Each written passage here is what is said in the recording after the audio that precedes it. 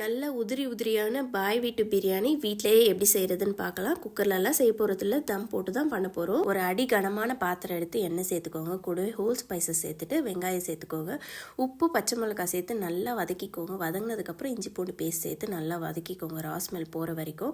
இப்போ பொடியாக நறுக்கி வச்சிருக்க புதினா கொத்தமல்லி சேர்த்து நல்லா வதங்கினதுக்கப்புறம் மிளகாய்த்தூள் சேர்த்துக்கோங்க.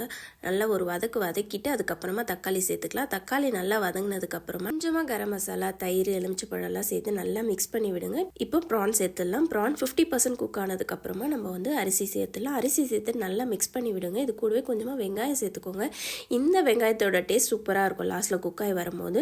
இப்போ தண்ணி சேர்த்துக்கலாம். 1 கப் பாஸ்மதி ரைஸ்க்கு 1.5 கப் தண்ணி ஊற்றிக்கோங்க.